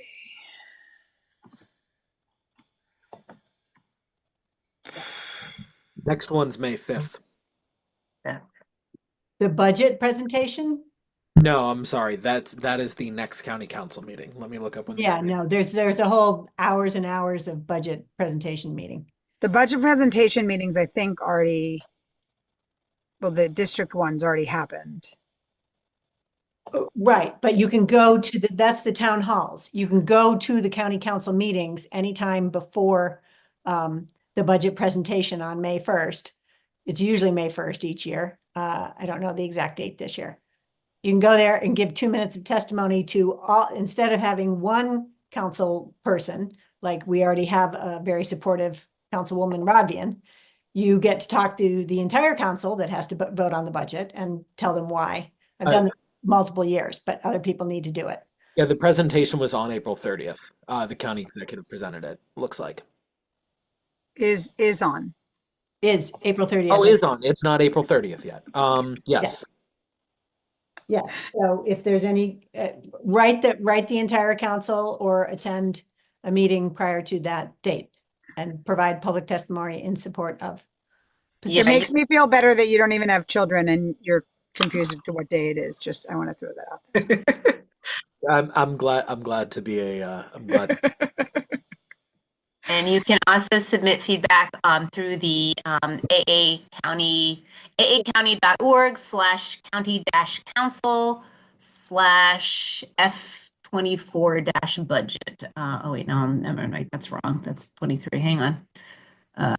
That's the wrong year. Okay, so after the meeting, someone will distribute a email to which support for county budget items can be sent. Yes. How about that, Laura? So you don't have to look it up right now.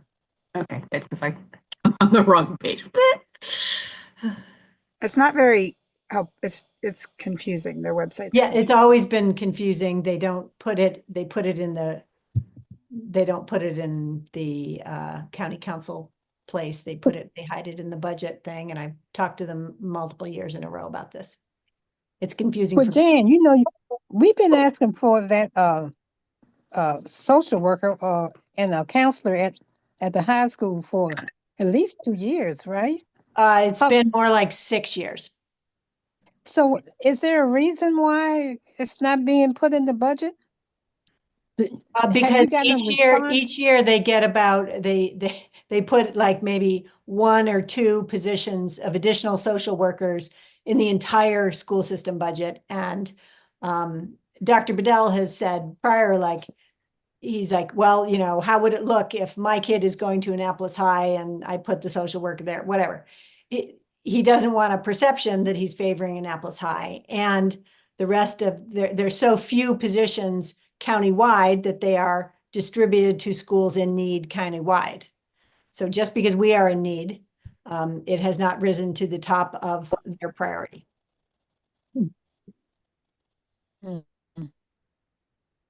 Oops, I did find.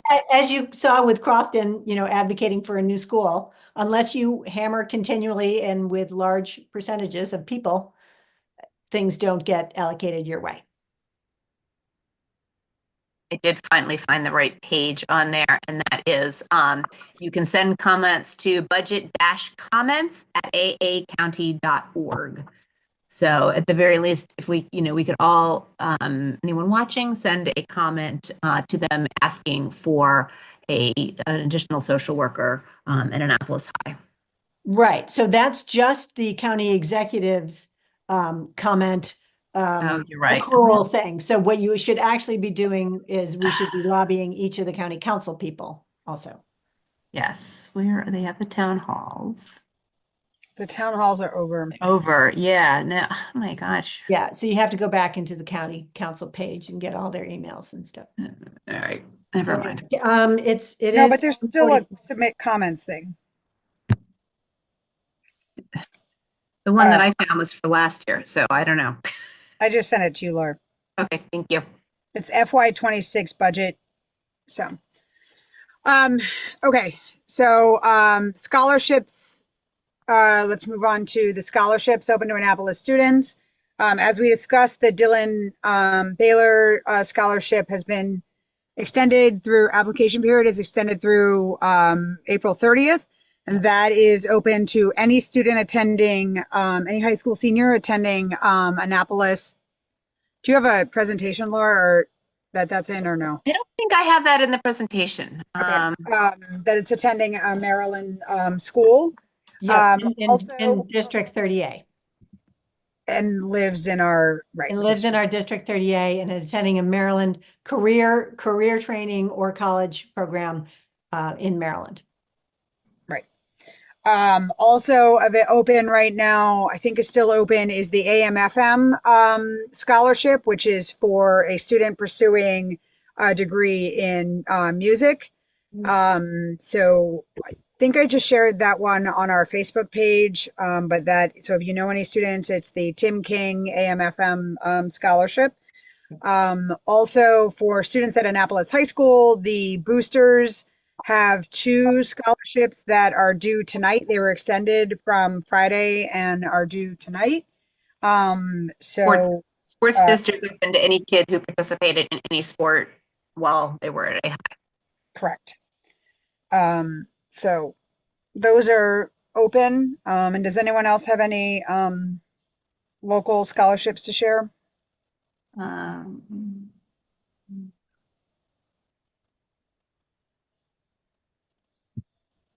Not scholarships, there is the Peace Action writing contest.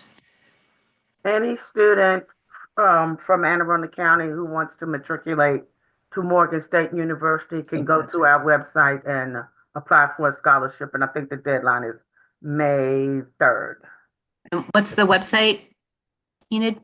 Morgan State University, morganstateuaa.org.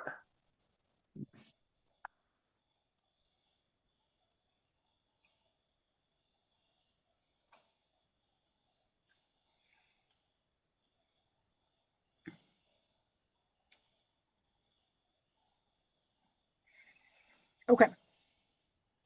All right. And then ACPS accolades. Shoot, I had it up and I've lost it. The Annapolis Middle School Model UN team went to the county or ACPS or whatever Model UN conference a couple weeks ago, and they had 2 students take honorable mention. And there was a special shout out given to 2 of our 7th graders. I might know one of them got honorable mention, and 2 of our 8th graders got recognized for being incredibly flexible with their jump. They had to jump from one country to another country, and they did a great job in doing that. So that is great for our students. That is what I have for that. Anyone else have any accolades to share? In terms of ongoing things, Annapolis High School, we have the post-prom party and all the senior events are coming up. We are doing fundraising for all of those things. We are selling corrugated signs that are both for graduates saying congratulations graduates, as well as ones that say proud parent of a Panther, which that will be going out to you, Laura, and India shortly, and Corey. Corey, you should already have the one about the seniors though. So that is something that we have going on. We have the post-prom party. We are actively in search of fundraising donations as well as food and other donations for that. Information is on the AHI web page, on the PTSA page for that, as well as Sponsor a Senior, where you can help sponsor a senior for their various needs for being a senior, because it's not cheap to be a senior in high school these days. I also want to give a shout out to the AHI students who have been playing the Senior Assassin game and have been doing it very respectfully and keeping it fun and keeping it light. I know there are other communities where it has caused issues, and it's been really nice to see how well AHI has been handling it and doing that game. And congratulations to all the IB students today. That's what I have for AHI. What other, you ready to do your the thing? Sorry, Laura.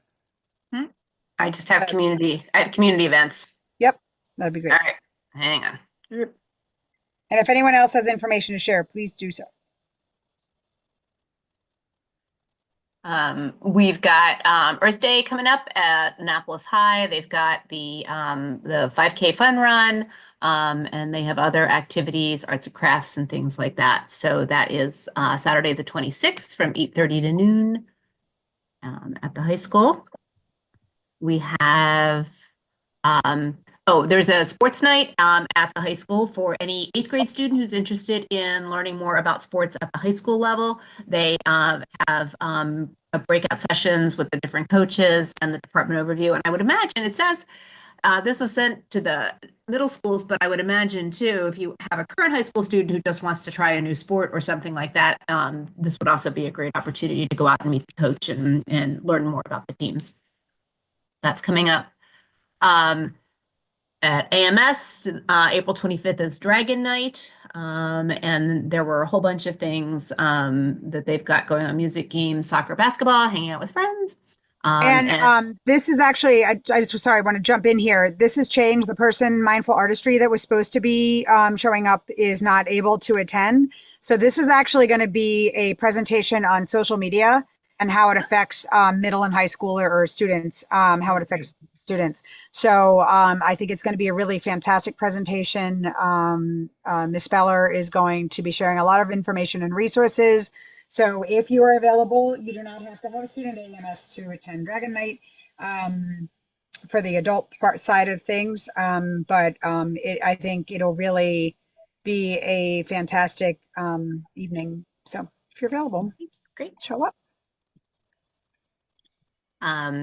There are some food giveaways at the Annapolis Neck Library. This one is on Friday. And then there is one, that's at 2:00 on Fridays. And then there was another one, which I've now lost, maybe further somewhere else down here. Well, we'll get to it. It's coming up. Some other events. Students at Annapolis Middle, they have free summer programs or summer field trips. So students need to apply. But they're all free. Which is, I guess, provided through the community schools program, which is amazing and a phenomenal resource for our community. Summer reading programs for kids. So for actually all the way through 12th grade, looks like. There was more information. There's an 800 number down there. These are offered on Clay Street. Oh, okay, wonderful. This is through Loyola. The reverse side. I don't know if you have the reverse side, but No, the reverse side show. I just received a bunch of the flyers today when I was at the middle school. But they are programs being offered at Clay Street on Clay Street. Wonderful. There is STEAM challenges on the last Sunday of the month at the rec center. So they wanted us to promote that. Oops, sorry.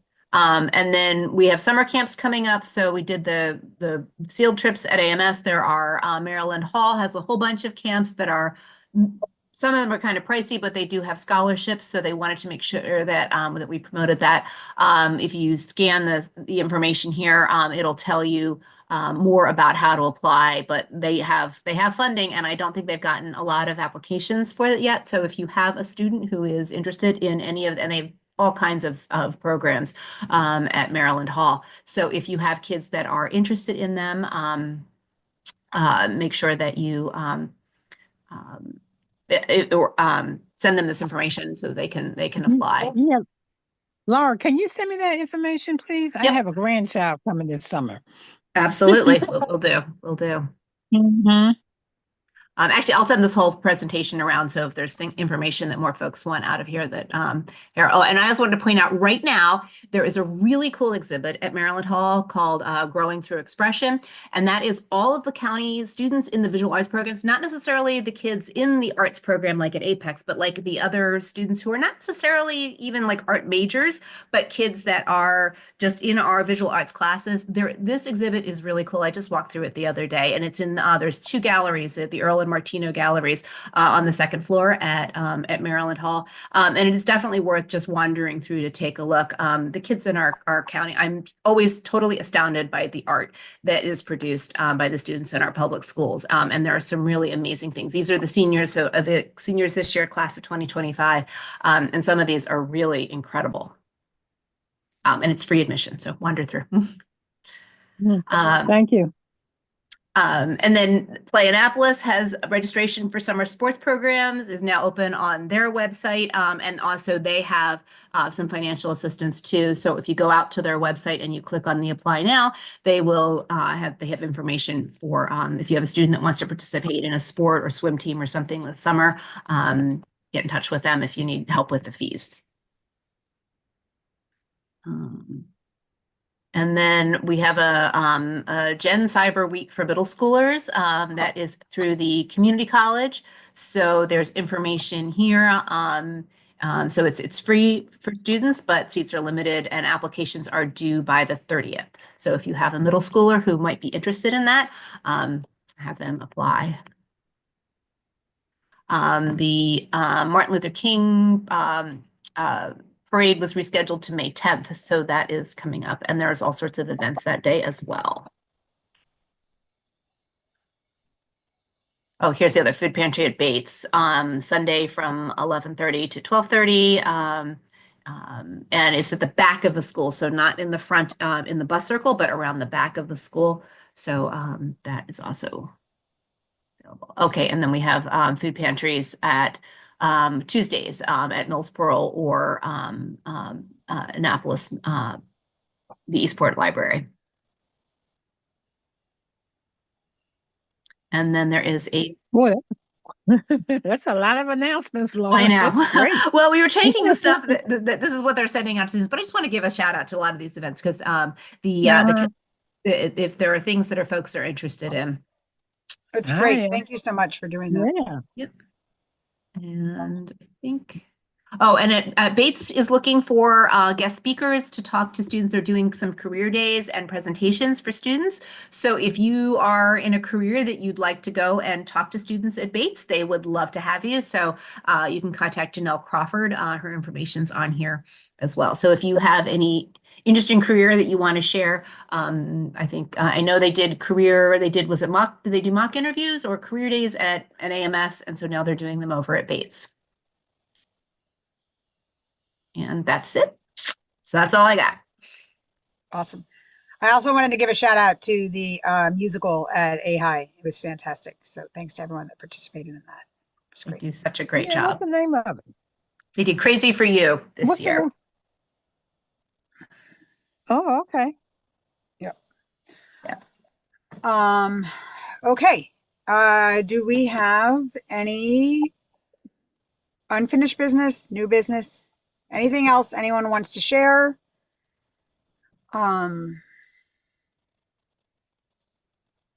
Anybody? Sorry. Anybody? Yep.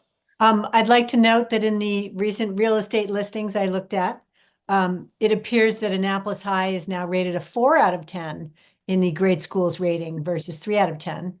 And it continues to be inaccurate and a crappy way to look at our schools. But hey, 4 is better than 3. 4 is better than 3, people. Crappy way to pick our schools. Hope that wouldn't kick in until I bought a house in the Annapolis cluster. But hey, It really, I have to say, earlier today, there was an incident where a person who was suffering mental health from a mental health crisis tried to go into Annapolis High School and use some kids to try to squeeze in through the doors. And I was at the school while it happened, and it was handled so efficiently and so well. There was no disruption anywhere. We got a nice letter about what happened. The person was apprehended within 2 minutes, and their issues were addressed. And it was, there's always people try to say negative things about the school, but that was a really, in addition to all the other great things that were happening at Annapolis High School. And if you haven't been to Annapolis High School recently or ever, go visit it, because it really is a great place.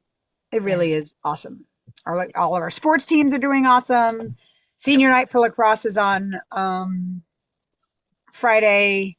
Just lots of really great things happening. So, okay. All right. Anyone have anything else? Otherwise, I will take a motion for adjournment, and I appreciate everyone's time Just one real quick thing before we jump. Yeah, I had a conversation with Jared Littman last week, and I mentioned to him that we were thinking about doing a survey.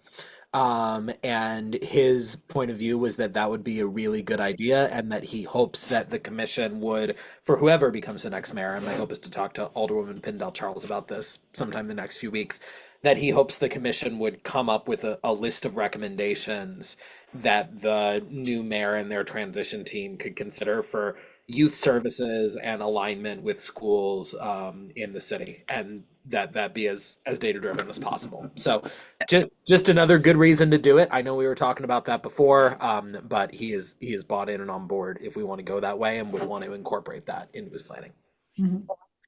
Also to mention that I went to City Council the night of the daycare public hearing for the legislation that Alderman Schellenmeyer and others are sponsoring. And just as a Education Commission member, I read our motion and said that we were in support of those revisions to the current code. Oh, one thing I forgot as a shout out. We are just approaching the end of our first season of middle school sports in Anne Arundel County Public Schools in a very long time. And I just wanted to give a shout out to Bates and Annapolis for fielding 4 great soccer teams that have had a lot of fun and have put it all out there on the field.